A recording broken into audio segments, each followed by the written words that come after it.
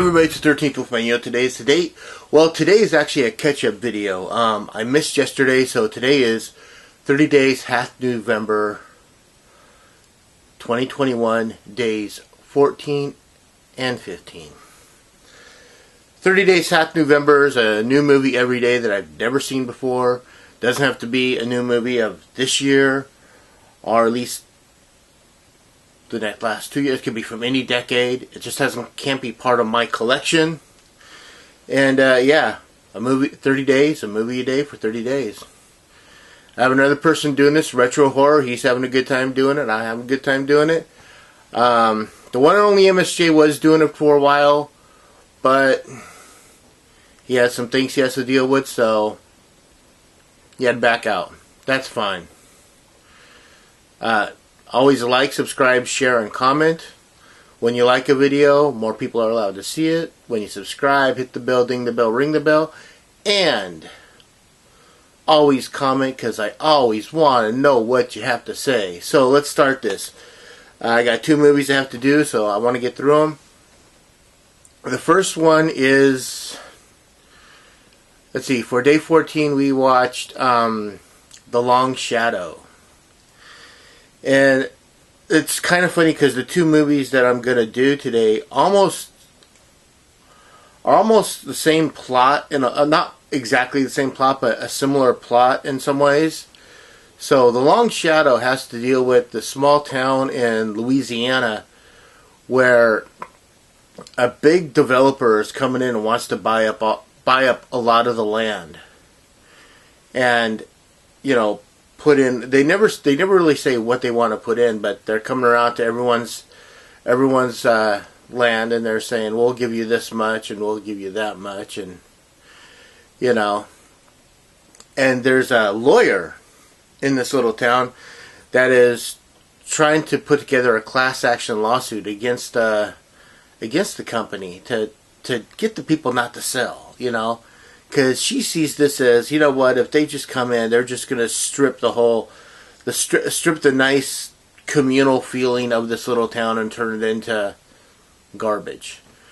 But the rich people of this town, they want this because they've got land to sell, you know. They don't just have like a house or an acre.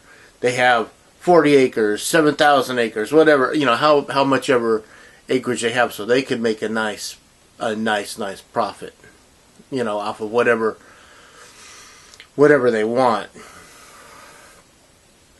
This lawyer is trying to fight that, and along the way she gets murdered. There's a female deputy in this town that is actually involved with the lawyer, and the lawyer is also female, so yeah, it's a lesbian affair. Yeah, so she's going out of her way to try and find out who did this, why they do this, and the person that she keeps on going after is the son of, like, the richest person in town, played by Tess Harper. And it's one of those, it's like, well, you know what, you don't mess with Junior, because if you mess with Junior, then the sheriff, who's in the pocket of Junior's mom, will come down on you, and you work for the sheriff, and you know, there's a lot of that going on. When you find out who did it and why, it kind of makes sense. In a way, this movie's a little predictable, but it was a really cool. I mean, it's a cool idea. I really liked it. I wasn't looking at my watch at all. You know, this movie just clicked right by. So yeah, it's called The Long Shadow, or A Long Shadow, one of the two. I say check it out. I didn't recognize anybody else as far as actors go in this movie. And then for day 15, which is today,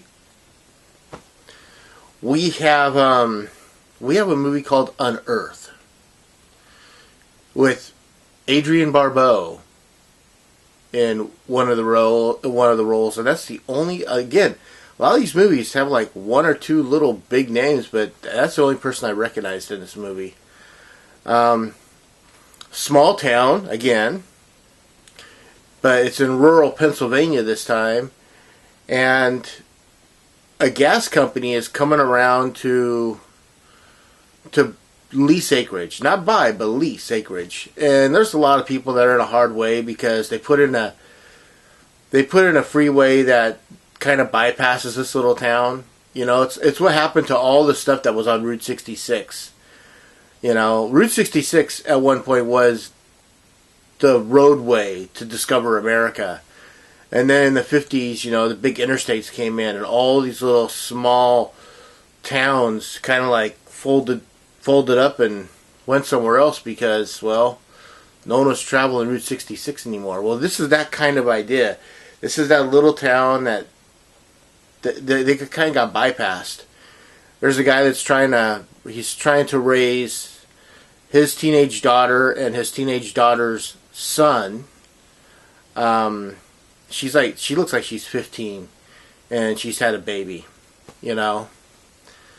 So he's trying to make good by her, running a garage, but the people don't come to him anymore. And garages are a lot different now than they were, you know, 30 years ago. 30 years ago, you could open up a hood of a car and go, okay, I know what it is. I'll do this, this, this. Nowadays, it's all computers. You know, everything's computer controlled. My grandfather was a mechanic for a city. And if he was around today, he'd be losing his mind because there's really not a lot of mechanical stuff to do on cars anymore. You know? But, yeah, so they're trying to survive. The gas company comes by the guy with the garage and says, we'll lease some of your property, $1,200 an acre, and then you'll get residuals if we find anything. You know, a year goes by and they get a bill. They don't even get residuals. They get a bill for processing and shipping and all this stuff, and they didn't read the contract well enough. But yeah, something happens when they're digging. They unearth something, and this is the problem with this movie. Is it was directed by two people. I think two people wanted to tell two different stories. The first half of this movie is really, really interesting about this little town and people not wanting to sell, you know, whether or not to sell their property or whatnot. And the second half of the movie, it turns into this weird, like, while they're digging, they drill into this